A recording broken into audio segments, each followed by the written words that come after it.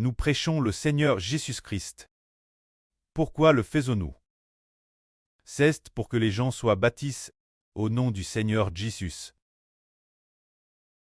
Pour devenir le peuple sous son nom, afin que les péchas de l'homme soient portés par le Seigneur Jésus, et qu'ils appartiennent au nom de Jésus. Après avoir te baptisé, ils reçoivent le baptême du Seigneur Jésus-Christ par le Saint-Esprit. Pour que l'homme ne prise pas, dans le but de ramener les gens sous le nom du Seigneur Jésus.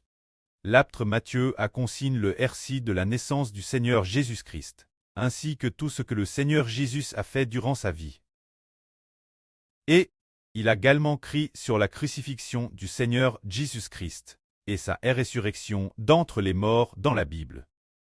Pour que nous puissions le lire aujourd'hui, finalement après ce que le Seigneur Jésus-Christ est ressuscité des morts, le Seigneur a dit ceci ses disciples. Allez, faites de toutes les nations mes disciples. Baptisez-les au nom du Père, du Fils et du Saint-Esprit.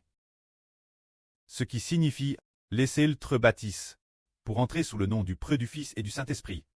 Ce qui signifie devenir les enfants sous le nom du Père, du Fils et du Saint-Esprit.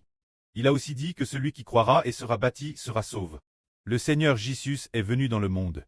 Tout ce qu'il a fait est de faire savoir aux gens que croire en lui, c'est croire en notre Rédempteur, pour que l'homme par la foi au nom de Jésus, après avoir été baptisé, pour qu'il ne prise pas, pour qu'il croie, soit baptisé et soit sauvé. Prenons un exemple, parmi nous. Cette fois-ci, il y a 13 ou 14 surbaptisés. Après le baptême, nous avons vu que leur vie ont changé. En particulier une sœur à chant de faon remarquable. C'est la sœur Xiang Siji. Après son baptême, son visage était rayonnant de sourire, rempli de gratitude. Elle a compris qu'elle était sauve. Elle est sauve, car une vie nouvelle est en elle.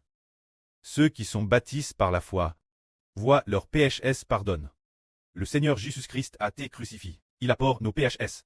Et nous avons cru, et après avoir cru et été baptisés, n'avons-nous pas de la part du Seigneur Jésus, le baptême de la vie. Se dire, le baptême du Saint-Esprit. On dit que le baptême dans l'eau, c'est nous couper du péché, très crucifié avec le Christ, pour que le PCH soit rompu, pour que le PCH ne puisse plus dominer ce corps mortel. Cependant, le baptême du Saint-Esprit est ce qui nous donne la vie.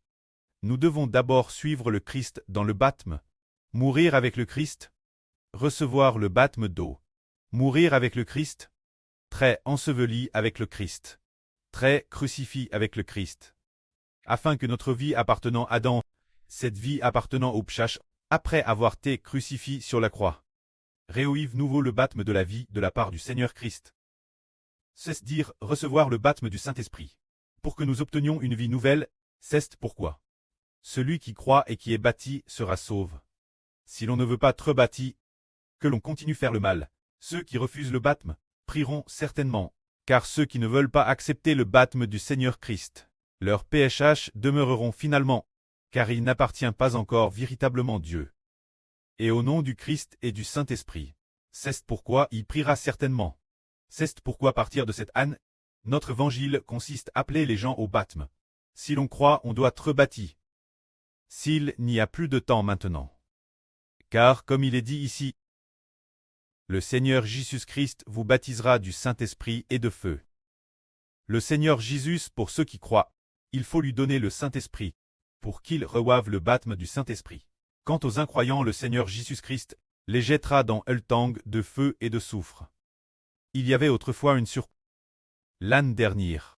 Elle a demandé au précleste, se dire que la surquine a dit, elle a demandé au précleste en disant, est-ce possible de ne pas être bâti? Un esprit est sorti de son cœur et a dit, non, ce n'est pas possible. Se dire, peut-on très sauve sans être bâti? On ne sera pas sauve. Au moment de croire et d'être baptisé, c'est alors que nous rompons avec le péché, et ensuite, après le baptême, le Seigneur Jésus-Christ voit alors que cette personne a dit j'ai cru, il a dit j'ai été baptisé, alors je lui donnerai l'Esprit Saint de la vie. C'est ainsi qu'il est sauve. Cela signifie que celui qui croit et qui est bâti sera certainement sauve, celui qui ne croit pas ou refuse le baptême priera certainement. Que la gloire soit auprès et au Seigneur. Amen.